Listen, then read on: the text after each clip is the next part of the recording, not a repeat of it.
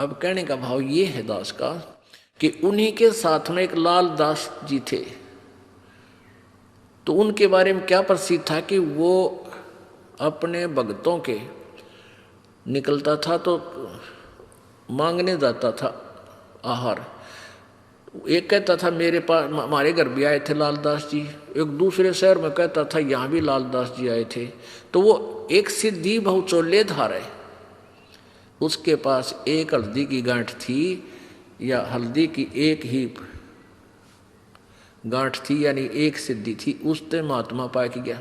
लालदास जी के क्या करते, उसने अपना नियम बना रखा था।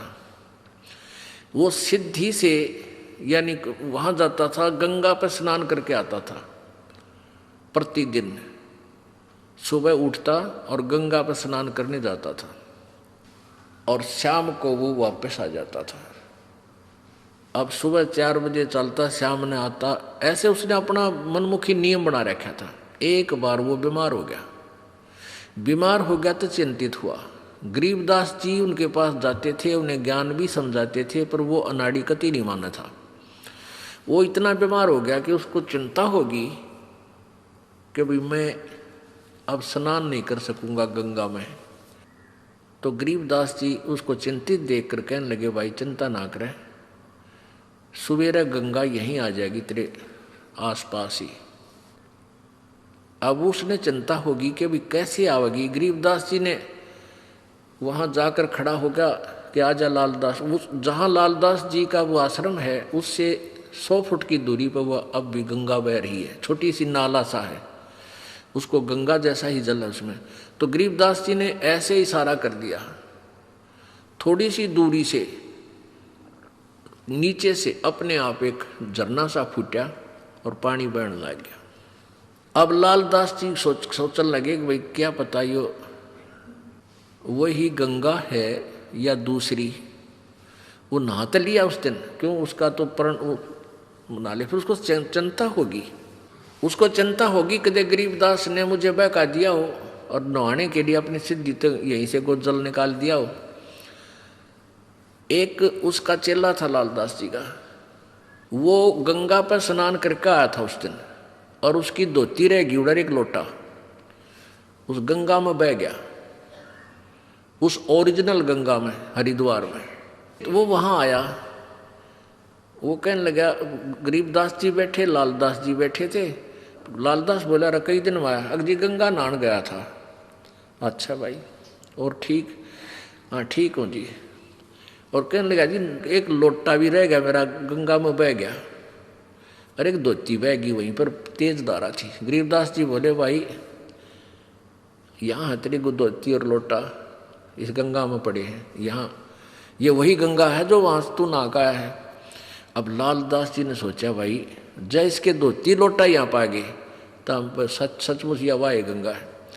दोनों तीनों उठ कर गए, वो धोती लोटा वहीं, वह लोटा धोती उड़द पड़द होकर वहीं पड़े, उन पैर साथ में गांठ कर, वैसे कच्चा ही गांठ था। वो लोटा उठाया, उस पर नाम था, उस भगत का नाम खुदवा रखा था उसने।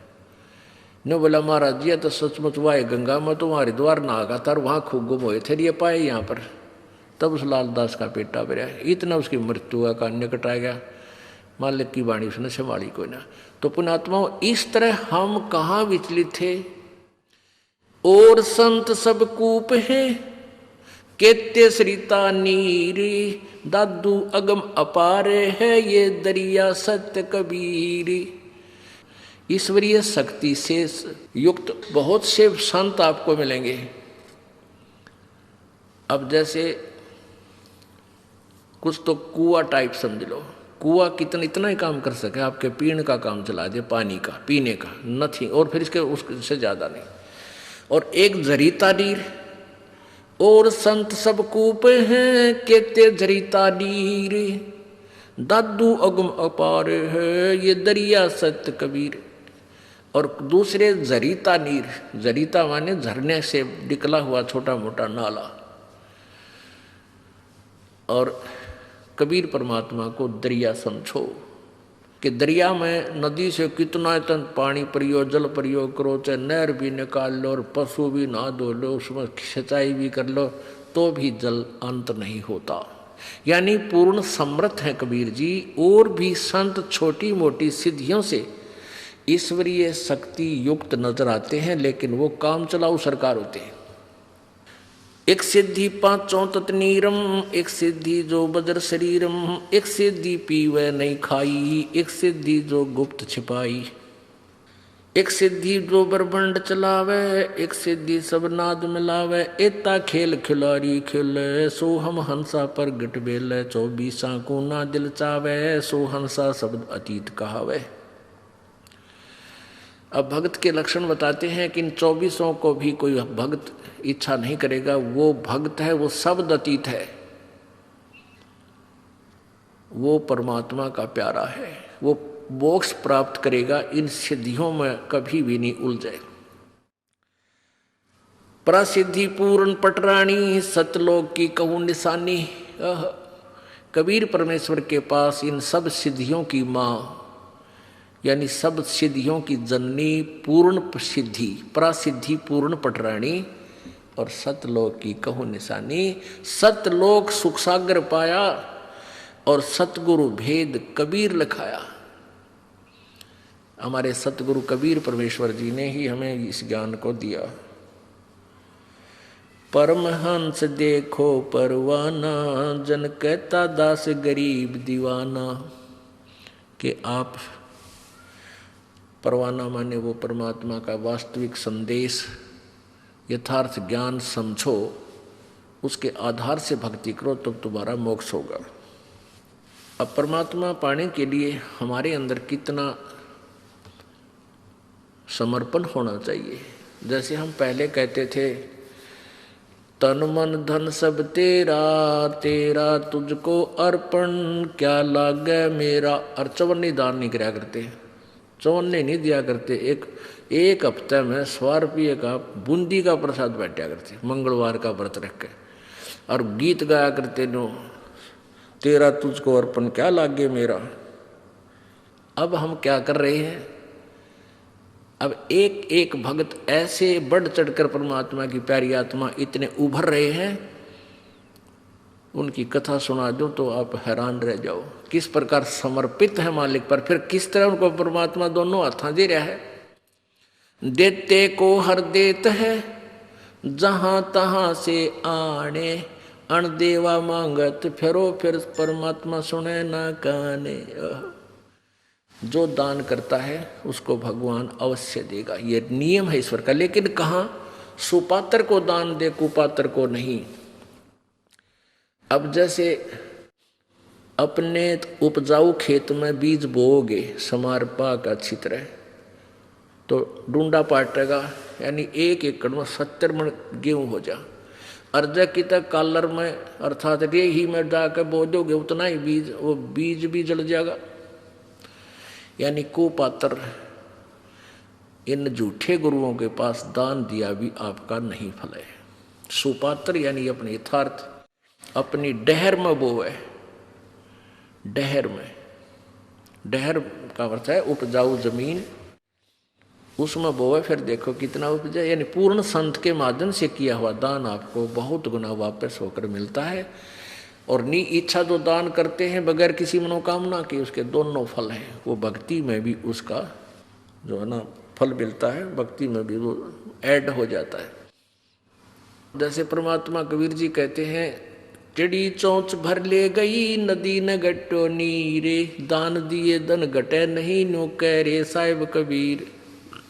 परमात्मा अपनी मोर मार कर कह रहे हैं, अपना गवाही दे रहे हैं कि जैसे जल से चिड़िया चोंच भर लेगी दरिया से नदी तक, उसमें कोई फर्क नहीं पड़ता। इसी प्रकार आप दान करते हो, उस दान के देने से जैसे नदी का दान दिए धन घटे नहीं। आप कितनी कमाई करते हो विचार कर लो, आप कितना धन कमाते हो जिस दिन से आप अपने पैरों पर खड़े होते हो और जिस दिन तुम्हारा अंत होगा। और फिर उसकी रेसों में कितना दान करते हो, जैसे दरिया में तो एक चोंच चढ़ी लेगी हो, इतना ही दान आप कर पाते हो। बाकी सारा या काल व्यवस्था में ही लगा जाते हो, लग ही जाता है। फिर उसका उस टेढ़ी वाले चोंच का यानी थोड़े से दान किए हुए का आपको कितना फल परमात्मा देता, इस जन्म में सुखी करे और आगे जन्म में ये कई हजार गुना बना और दरिया पावे, यदि सुचारू विधिवत दान किया जाता है तो। वैसे ड्रामेबाजी अपनी मर्जी से दान करना उसका कोई लाभ नहीं होगा। अपने आत्मा कई बातें आ जाती हैं जो तत्व ज्ञान है और हम बालक हैं, भक्ति मार्ग में हमें ज्ञान नहीं था। एक तरफ तो ये कहते हैं भाई जो जैसा कर्म करेगा उसको फल अवश्य मिलेगा, पाप करो चाहे पुण्य करो। और एक तरफ से परमात्मा कहते हैं गुरु बिन माला फेरते गुरु बिन देते दान, गुरु बिन दोनों निष्फल हैं चाहे पूछो वेद पुराण।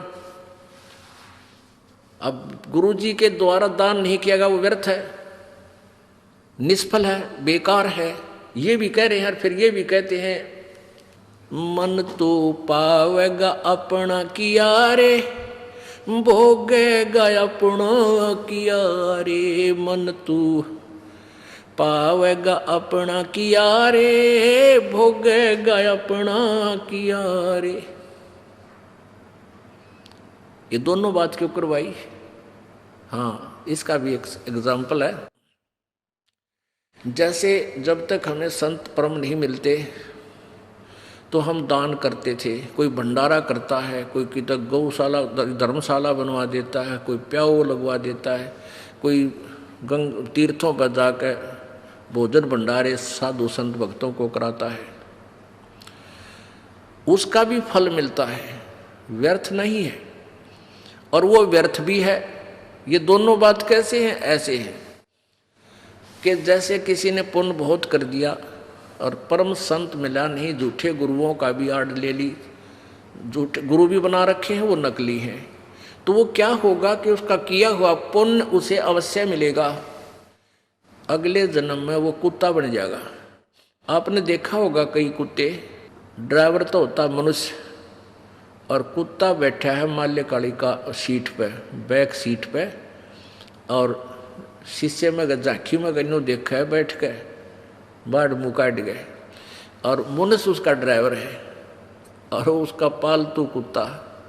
और उस कुत्ते के लिए अलग से एक रूम होता है और 2 हफ्ते में 2 बार वेटरनरी सर्जन यानी डंगरा का डॉक्टर उसकी चेकअप करके जाता है, 3 बार उसका स्नान कराया जाता है, सुबह सुबह सैर सपट्टे करा के लाता है और बढ़िया भोजन आहार उसको मिलता है। जन साधारण मनुष्य को भी इतना अच्छी ट्रीटमेंट, इतनी सुविधा नहीं मिलती जो कि उस कुत्ते को मिली हुई है। अब उस नालायक प्राणी ने दान तो किया और उस दान का, उस पुण्य का फल भी उसको मिल गया, पर मिला कुत्ते के रूप में। यदि वो परम संत की शरण में होता तो उसको मान ले पारना होता तो ये सुविधा मिलती, कार भी मिलती, वेटरनरी सारी सुविधाएं मिलती, कूलर लगा हुआ उसके रूम में ये भी मिलता, और जो आज कुत्ते के रूप में मिली उसने। और मनुष्य जीवन होता तो कहीं ना उस जन्म में किता न किता परमात्मा की प्यारी आत्मा को संत फिर मिल जाता। अब उसने दान किया, वो किया हुआ कर्म मिला, अपना किया हुआ पा लिया, लेकिन कुत्ते के रूप में। आज तो उसने सारी सुविधा मिल गई, जो दान पुण्य किए थे भंडारे भंडूरे, और अगले जन्म में वो सूअर बनेगा। फिर क्या मिलेगा? फिर वो मिलेगा जो बता भी नहीं सकते हम, यहाँ कहते हैं विश्रम आवे, वो मिलेगा उसको खाने के लिए। तो कहने का भाव ये, परमात्मा हमें हर तरह से चौकस करना चाहते हैं कि जो तुम कर रहे हो फल वो भी मिलेगा, लेकिन वो फल यूजलेस होगा। गुरु बिन माला फेरते गुरु बिन देते दाने, गुरु बिन दोनों निष्फल हैं चाहे पूछो वेद पुराण। अब परम संत की शरण में आने के बाद और मोक्ष मार्ग की जो इच्छा रखते हैं उनको कितना समर्पण करना चाहिए। तन मन शीस ईस अपने पे, तन मन शीस ईस अपने पे, पहले में चोट चढ़ावे जब कोई राम भक्त गत पावे हो जी, जब कोई राम भक्त गत पावे हो जी। तन मन शीस ईस अपने पे, तन मन शीस ईस अपने पे, पहलम चोट चढ़ावे जब कोई राम भक्त गत पावे हो जी, जब कोई राम भगत गत पावे हो जी।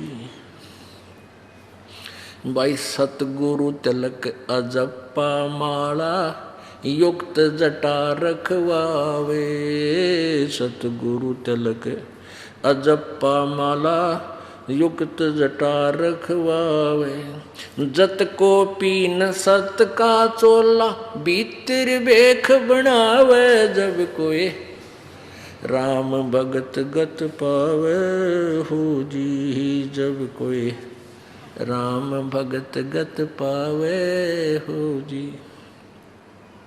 भाई लोक लाज मर्याद जगत की, तृण ज्यों तोड़े बगावे, लोक लाज मर्याद जगत की, तृण ज्यों तोड़े बगावे, कामनी कनक जहर कर जाने, तब शहर अगमपुर जावे, जब कोई राम भगत गत पावे हो जी, जब कोई राम भगत गत पावे हो जी। कामनी कनक जहर कर जाने, तब शहर अगमपुर जावे, जब कोई राम भगत गत पावे हो जी, जब कोई राम भगत गत पावे हो जी। तन मन शीस ईस अपने पे, तन मन शीस ईस अपने पे, पहलम चोट चढ़ावे जब कोई राम भगत गत पावे हो जी, जब कोई राम भगत गत पावे हो जी। भाई जो पतिव्रता पति से राती, आन पुरुष ना भावे, जो पतिव्रता पति से राती, आन पुरुष ना भावे, बस पीहर में सुरत प्रीतम, न्यो कोई ध्यान लगावे, जब कोई राम भगत गत पावे हो जी, जब कोई राम भक्त गत पावे हो जी।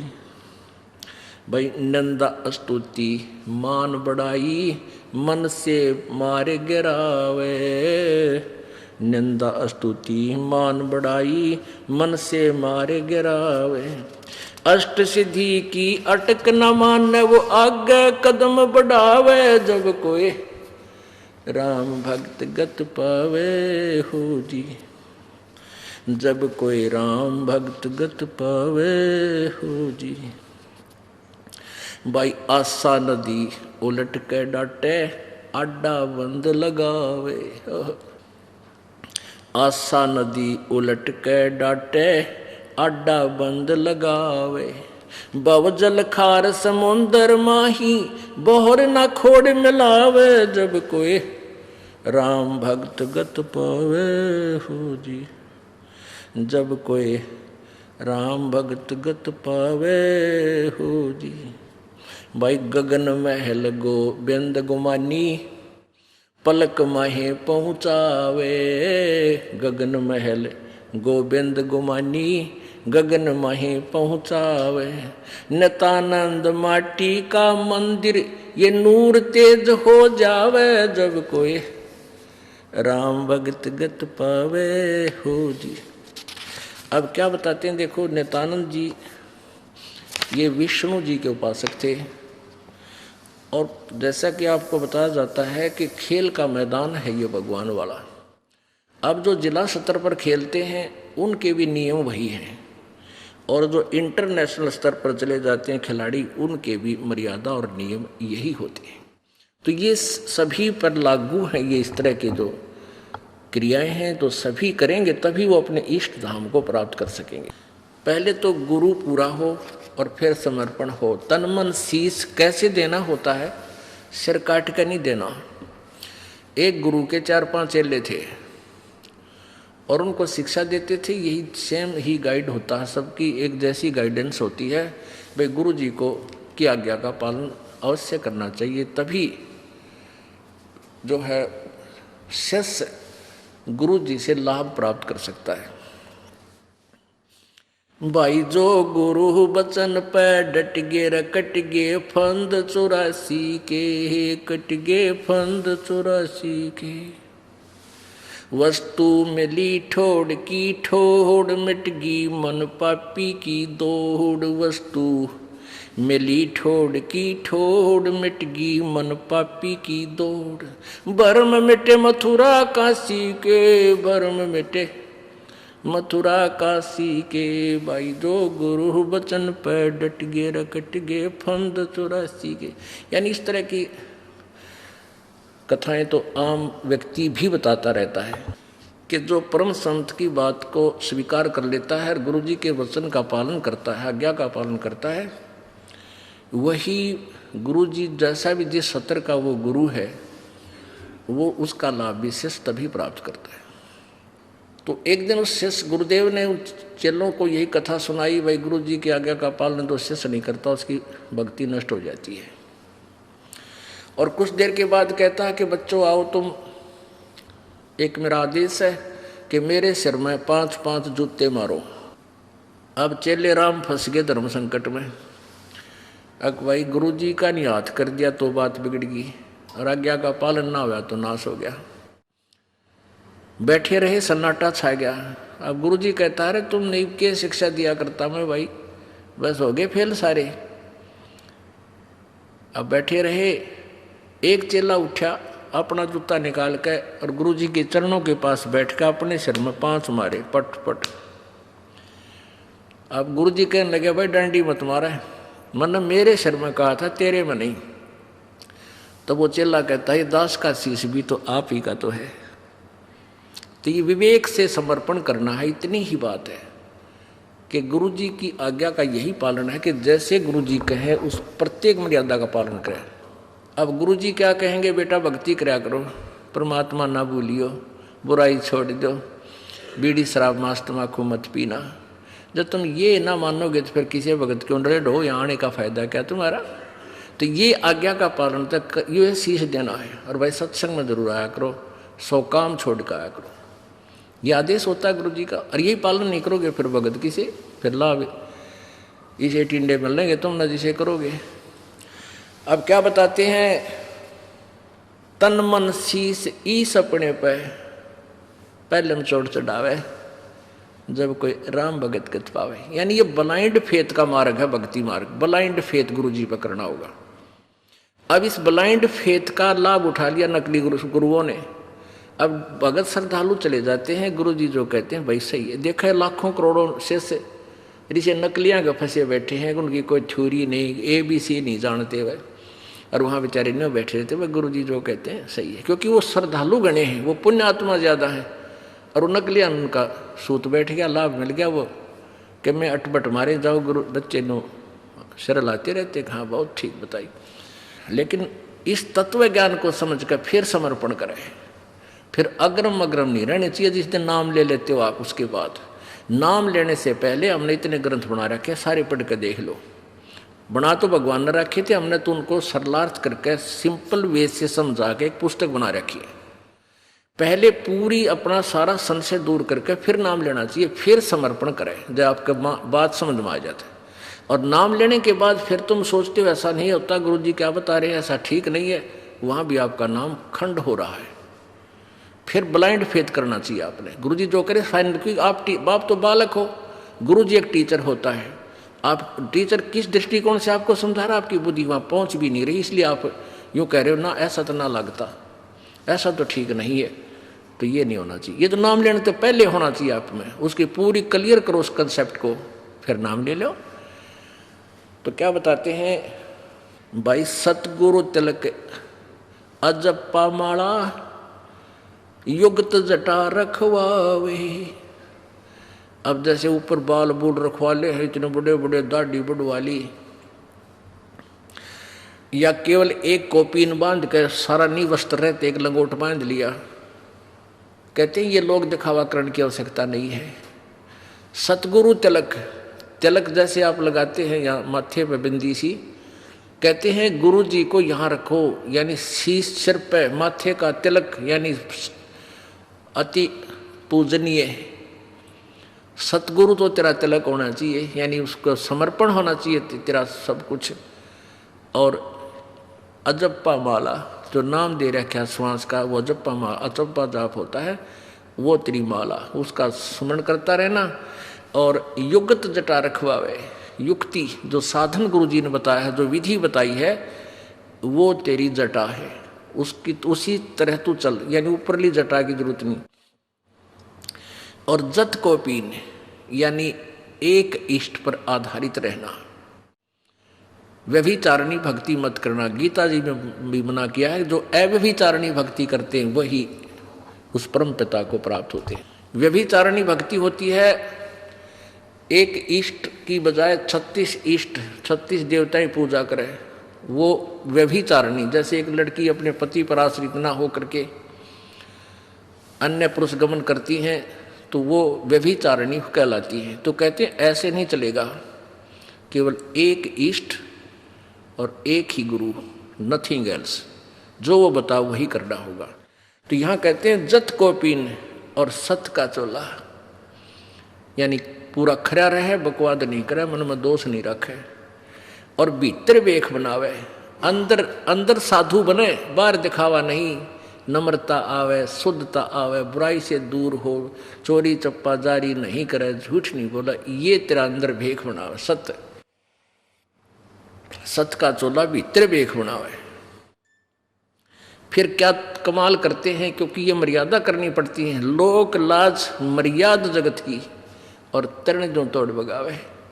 जैसे मीराबाई ने तोड़ी एक ठाकरों के घर में जन्म होके, और रविदास जी एक शूद्र जाति के महात्मा से नाम लिया, उसने लोक लाज को डीकड़े की तरह तोड़ के फेंक दिया और वो परमात्मा पाई।